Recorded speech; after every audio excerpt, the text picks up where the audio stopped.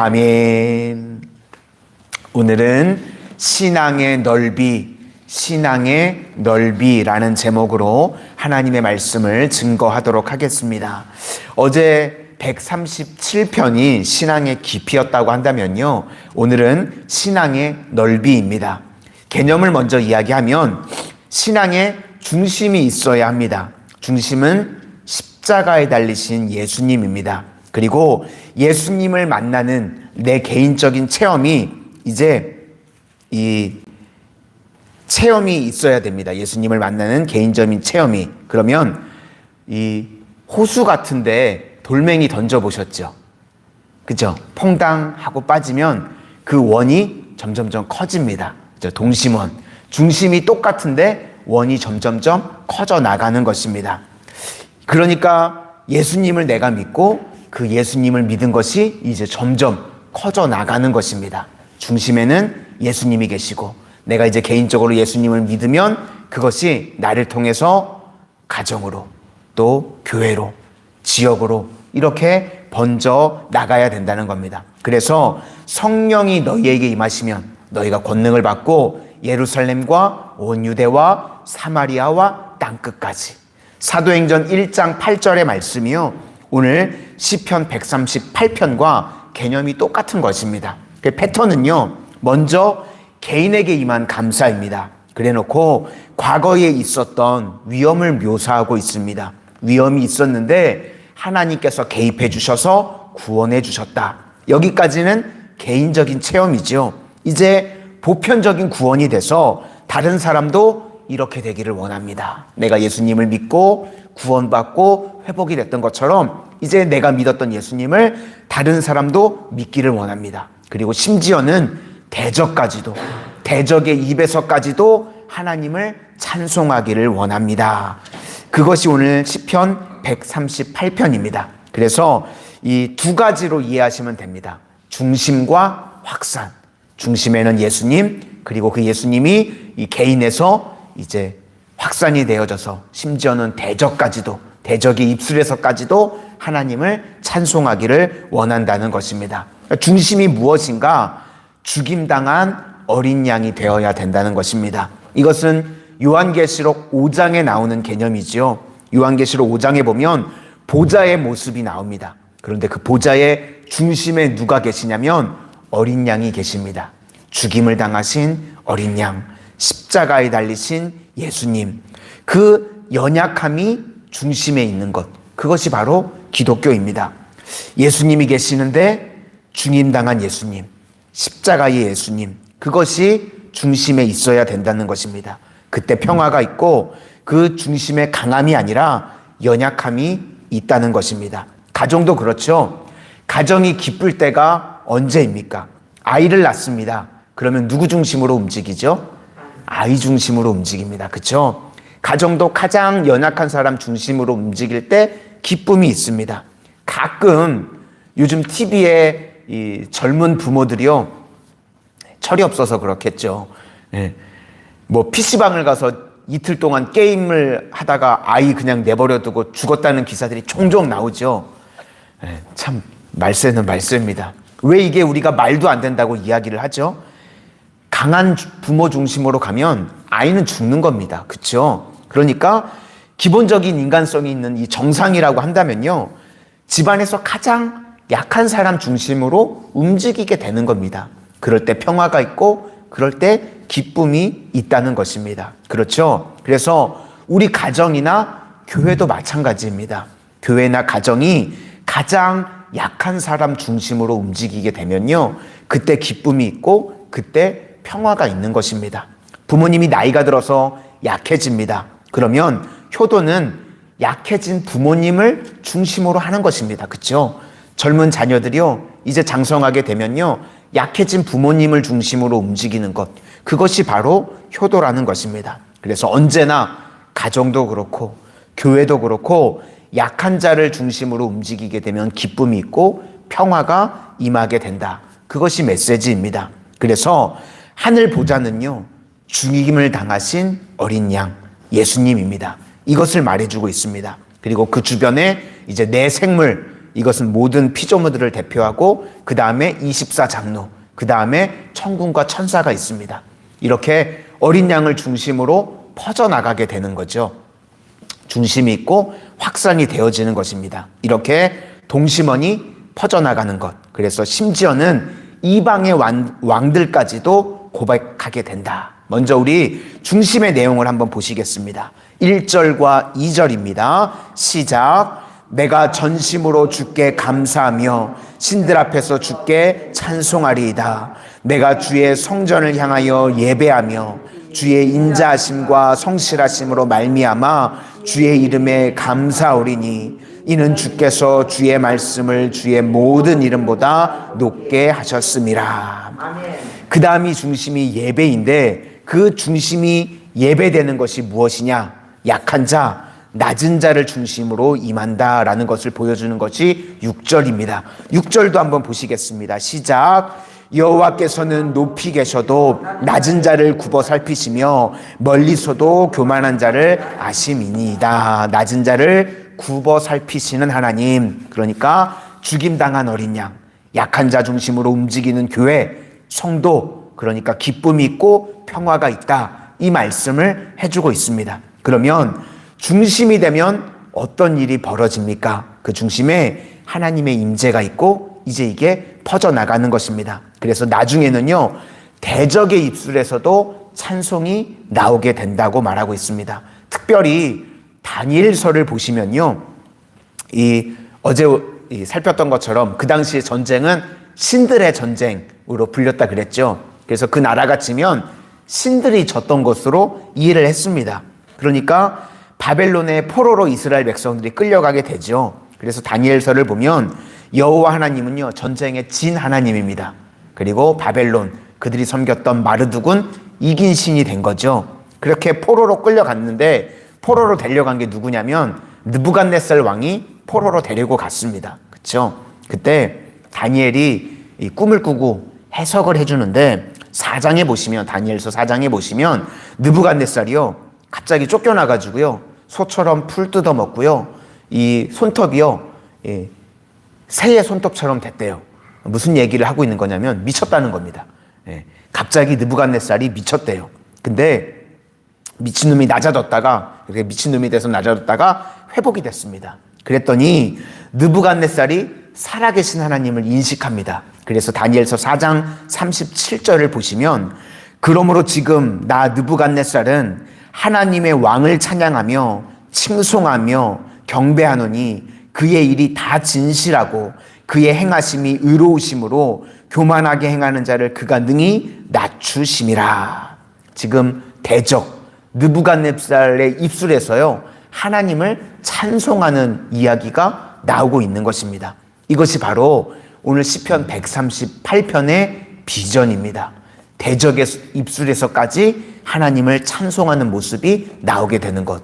또 다리오 왕 때도요, 사자굴에 들어갔습니다. 그때 다니엘서 6장 26절을 보면 내가 이제 조서를 내리노라. 내 나라 관할 아래에 있는 사람들은 다 다니엘의 하나님 앞에서 떨며 두려워할지니 그는 살아계시는 하나님이요 영원히 변하지 않으실 이시며 그의 나라는 멸망하지 아니할 것이요 그의 권세는 무궁할 것이며. 지금 하나님을 찬양하는 게요, 다니엘이 찬양하는 게 아니라 다리오 왕이 하나님을 찬양하고 있습니다. 대적들이요, 느부갓네살이 또 다리오가, 이 놀라운 일이 벌어진 겁니다.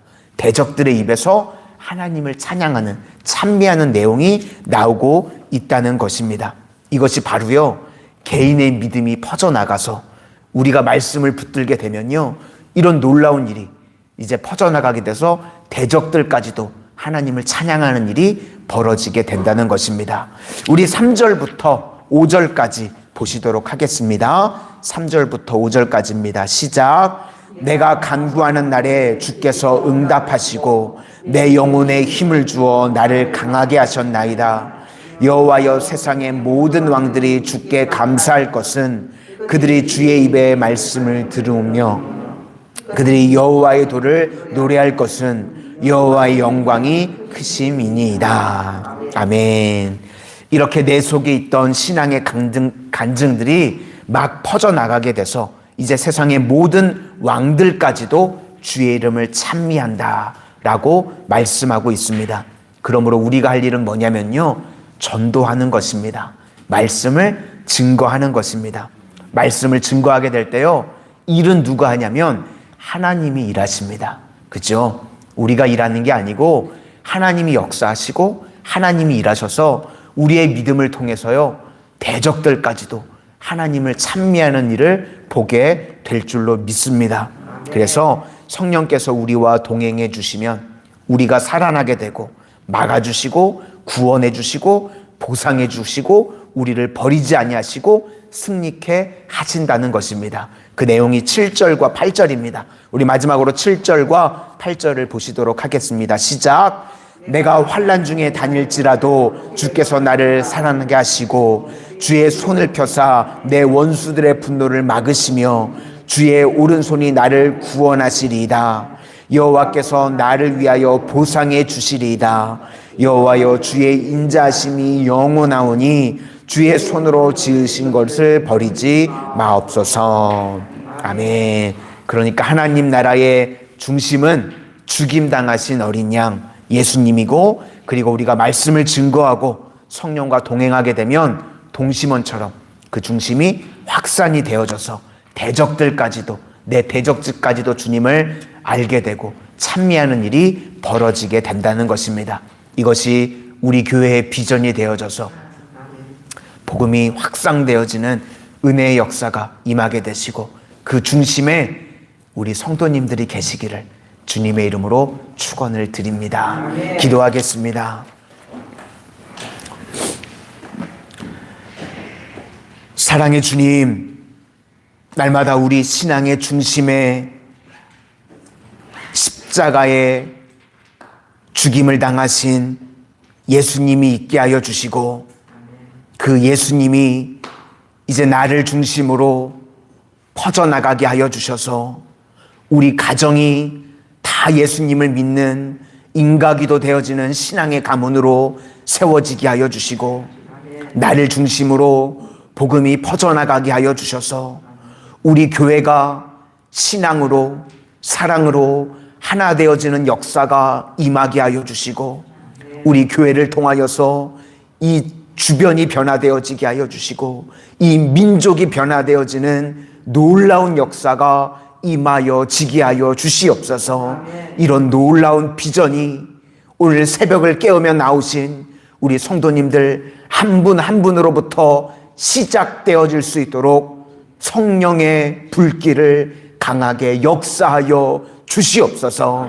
오늘 또 주님, 어떠한 기도의 제목을 가지고 주님 앞에 나왔든지 주님께서 그 기도대로 응답하여 주시고 역사하여 주실 것을 믿사오며 예수님 이름으로 기도드립니다. 아멘.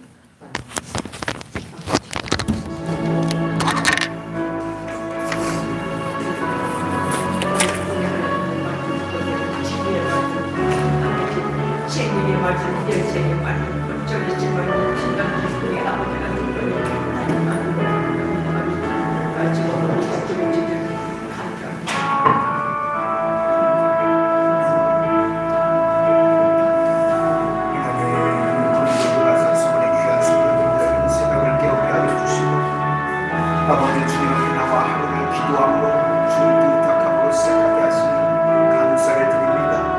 아버지, 이 새벽에도 주님, 나의 힘이 되신 여호와 하나님을 만나니 우리 모든 성도님들 되게 하여 주시고 새벽에도 오시는 주님을 만나게 하여 주시옵소서. 아버지, 우리 신앙의 중심에 죽임당하신 분이야 아버지, 십자가의 예수님만이 있게 하여 주시고 아버지, 그 중심이 이제 확산되어지게 하여 주셨소. 우리 사랑하는 모든 친구들이 복음으로 하나 되어지는 신앙의 가문으로 세워지게 하여 주시고 아버지, 복음이 확산되어 주시고 원수까지 예수님을 다 만나게 되어지는 은혜의 역사만 임하게 하여 주시옵소서.